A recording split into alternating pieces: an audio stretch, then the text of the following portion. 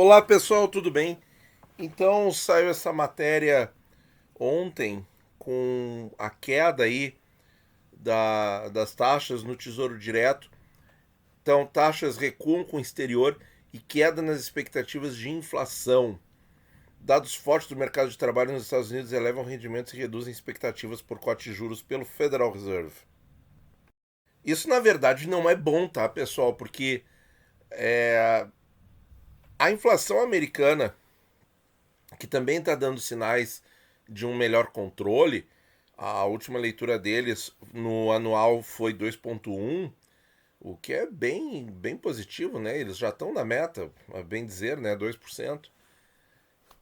No entanto, com o emprego forte ainda, eu acredito que o Federal Reserve não reduza a taxa de juros por lá, o que continua mantendo muitos dólares nos Estados Unidos para esse capital internacional sair de lá, teria que reduzir a taxa de juros do Federal Reserve, né? Bom, eles aqui citam a queda na segunda-feira, após a forte alta. Na terça, pessoal, continuou caindo mais um pouquinho. Aqui nós temos o fechamento e nós temos ali o IPCA 50 perdeu o 7, assim como os prefixados também perderam os 14%. Nós temos aqui como ponto emblemático os 60 voltando aos R$ 4.000.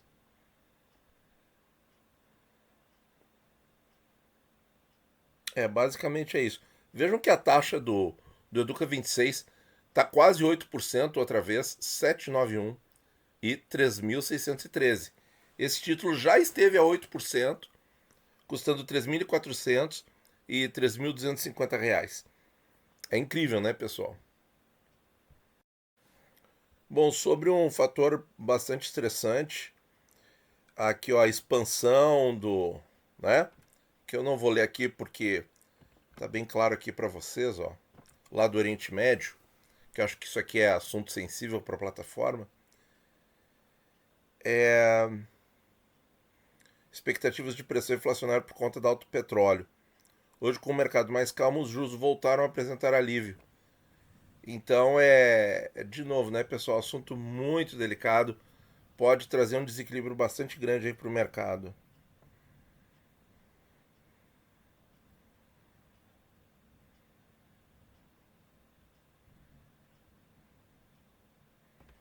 Hoje, minha gente, nós teremos aí a decisão do Copom, é a super quarta, tem decisão do Federal Reserve também, vai ser bastante interessante.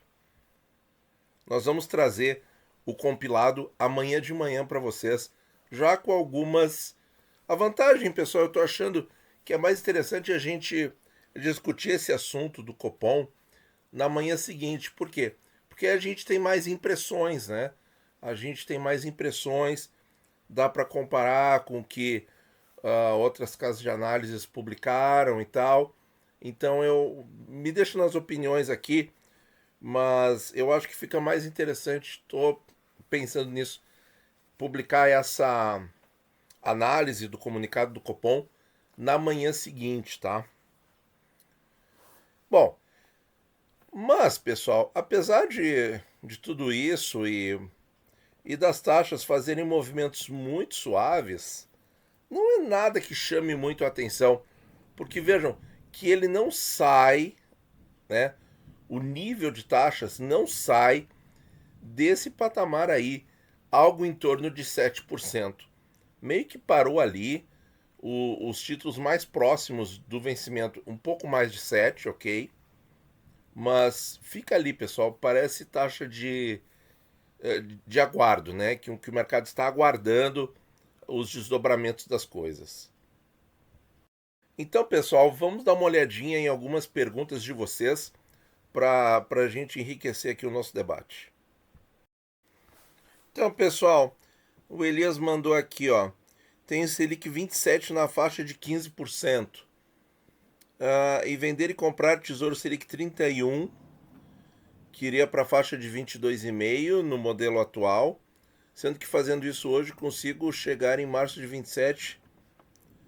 Sendo que fazendo isso hoje, quando chegar em março de 27, o novo título já vai estar na faixa mínima do IR de novo. Mas se eu esperar até 27 para vencer o título e comprar, vou começar 27 na faixa mais alta do IR. O que pode dizer dessa troca? Olha, eu acho que não, viu? Calma, calma. Por quê? Porque a gente não tem certeza do que vai acontecer.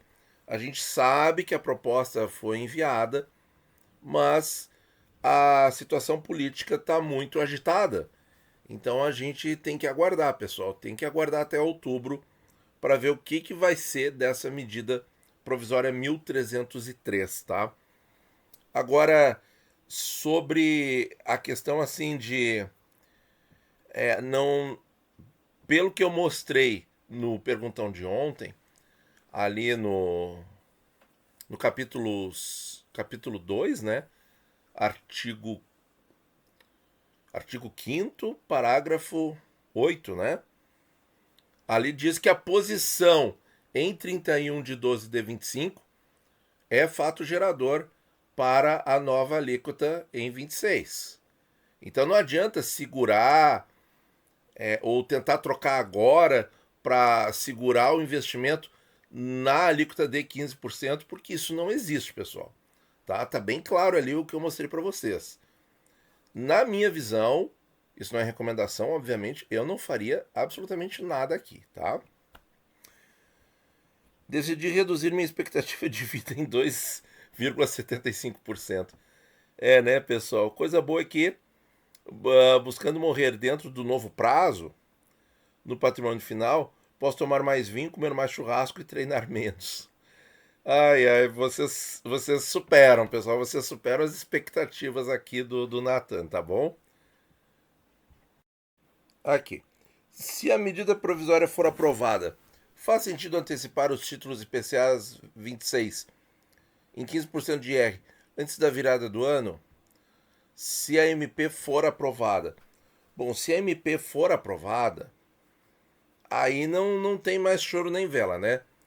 A alíquota mínima, a alíquota única vai ser 17,5, independentemente do prazo. Então, como motivação única e exclusiva pelo imposto de renda em si, não veria motivo para resgatar o IPCA 26. Por quê? Porque se você for continuar investido, você vai pagar o 17,5 no novo investimento. Né? Então, a não ser que já seja possível você realizar o seu projeto de consumo, se esse investimento foi feito visando a um consumo, aí eu realmente não sei. Mas, se você pretende trocar por outro título, porque as taxas estão boas, você viu, achou legal ali, não, quem sabe eu troco pelo Educa 26, vou receber isso fracionado, vou fazer um fluxo de caixa. A IPCA mais 7,8, que é a taxa do Educa 26, que, diga-se de passagem, é um título bem mais barato que o IPCA 26, se o IPCA 26 principal estivesse no rol. Aí, se a motivação for essa, vejam que aí independe o imposto de renda. A motivação é outra. É porque você estudou um título diferente e você chegou à conclusão que é mais interessante esse título novo. Agora, sendo a motivação única e exclusivamente pela mudança do IR, eu não veria motivo em antecipar, não. Tá? É desanimador mesmo. Para mim ainda não ficou claro essa medida provisória. Para muita gente. Para mim não ficou claro, pois o parágrafo 7º está contradizendo o 8º. Pior que não, pessoal. Deixa eu mostrar aqui para vocês. Aqui, ó. Aqui está o capítulo 2, ó, rendimentos e aplicações. Só vou trazer a tela para cá. O artigo 5º, ó. Vamos ver o que diz o parágrafo 7º.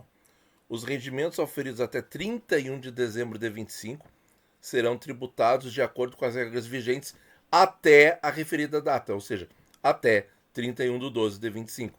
Então, esse ano não muda absolutamente nada. Para esse ano é tudo igual. O dispositivo no caput e nos parágrafos 1 a 6 aplica-se, inclusive, para os rendimentos oferidos a partir de 1º de janeiro de 26, a partir do ano que vem, com as aplicações financeiras existentes em 31 de dezembro de 25. Então ele não contradiz, porque ele está falando de coisas diferentes. O parágrafo 7, o parágrafo 7 está se referindo aos rendimentos que nós teremos pagos este ano. Por exemplo, qualquer resgate de Tesouro IPCA principal, ou de Tesouro pré-fixado, ou de Tesouro Selic que nós realizemos até o dia 31 de 12 de 25, ainda é conforme a alíquota que ele tem, tá? Juros a receber, por exemplo, do pré-fixado com juros 27, 29, 31, 33, 35, que vai pagar dia 1º de julho, ainda é conforme a regra antiga. Juros a receber do Tesouro IPCA com juros 40, 30, 32, 26, 50, 60, agora 15 de agosto, com a regra antiga. Juros a receber das NTNBs de ano ímpar, IPCA 35 com juros, 45 com juros, 55 com juros, a receber no dia 15 de novembro desse ano. Regra antiga.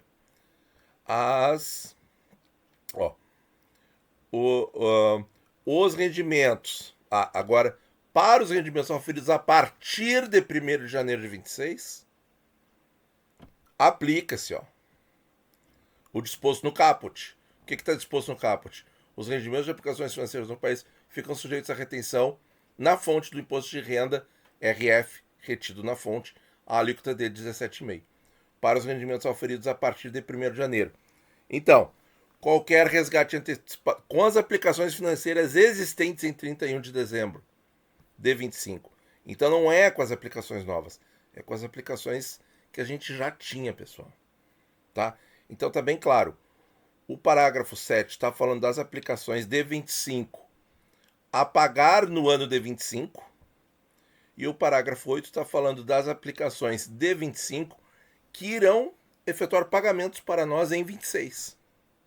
Deu para entender, pessoal? Isso é bem, bem importante, tá? Não tem contradição alguma aqui. Sobre a votação, pessoal, lá na página do Senado, ali, ó. Tá andando, pessoal, mas eu ainda acho que 6 mil pessoas é pouco, viu? Eu acho que tem que ter muito mais votos aqui. Tentem avisar aí os amigos, enfim, quem vocês acham que se importa com esse assunto, né? Eu acho que nós temos um universo votante ainda muito pequeno. Vamos ver aqui, são mais 6.604. 6.723 pessoas. Vamos ver quantos que estão votando pelo sim.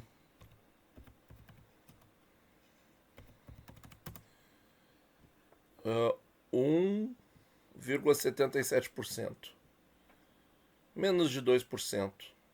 Tá bom, né, pessoal? Menos de 2% tá bom. Mas é isso, né? Acho que temos que votar mais aqui também. Seja o seu voto qual for, tá? Vamos ver aqui. Nathan, li em algum lugar uma matéria com a explicação de que teria que ser toda a carteira já existente. Por quê? Imagine um ETF de debêntures vendido em bolsa. Se mantivessem a isenção para as cotas e rendimentos anteriores à MP, em 26 não haveria liquidez para esses ETFs, visto que quem os tinha anterior à MP não venderiam e, ao mesmo tempo, novas cotas não seriam ativos tão atrativos, dado o risco e ainda sendo tributados. É perfeito. Mas tem outro aspecto nisso, pessoal.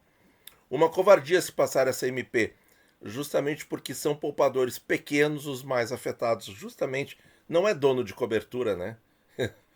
No Tesouro, vejo ainda mais essa covardia, porque o Tesouro Direto foi criado para dar acesso a investimentos aos CPFs e não aos CNPJs. Perfeito. Mas a questão é a seguinte, pessoal. Como está no texto, é para todos os investimentos, não tem essa só para os investimentos a partir de 26, Porque se fosse para os investimentos a partir de 26, num primeiro momento o governo não ia arrecadar quase nada. Para o governo fazer alguma arrecadação, tem que ser em cima de todos os investimentos, inclusive os atuais. Pararam para pensar nisso? Muito bem. Estou tentando simular uma projeção, mas não estou conseguindo. Tenho 130k no 60 com juros, com taxa média de 6,47. Utilizo cupons para comprar renda variável. Consigo comprar sempre um título dos 60 por mês. Tá. A pergunta então seria, de maneira estimada, em quanto tempo conseguir obter R$1 milhão? Então, vamos fazer aqui de maneira simplificada, tá? Mas a gente tem uma discussão sobre isso mais aprofundada lá na área de membros, tá? Em que tem a planilha e tudo. Mas você quer ter R$1 milhão, divida R$1 milhão pelo valor nominal atualizado e voilá, esse é o número de títulos que você precisa ter no final da jornada. 221,33, tá? Então você vai colocar lá na planilha começando com 32, daí vai colocar lá na sua simulação um título por mês, tá? Quando der ali a coisinha do reinvestimento, você vai colocar lá com a taxa que eu ensinei, tudo certinho, e você vai ver em mais ou menos quanto tempo você atinge isso aqui. Com certeza vai ser em muito menos tempo do que 18 anos, tá? Porque em 18 anos seria se você continuasse comprando um título por mês. Em 18 anos e meio você atinge os 221, mas na verdade você já tem 32, né? Então é menos tempo ainda. Em 15 anos, ponto 75, em 16 anos você atingiria isso, sem reinvestir. Com o reinvestimento vai dar bem menos, provavelmente aí uns 11, 12 anos, tá? Então é isso, pessoal. Muito obrigado por ouvir. Amanhã de manhã, então, a gente se reencontra aqui no canal para ver qual foi a decisão aí, comentar a decisão dos americanos e aqui do nosso Banco Central. Será que a Selic vai para 15, vai continuar em 14,75? Eu acho que isso não é o mais importante. Eu acho que o mais importante é o que ele vai dizer. É a avaliação da questão da inflação e da questão fiscal. Vamos ver se ele fala alguma coisa. Muito obrigado por ouvir e bons investimentos a todos.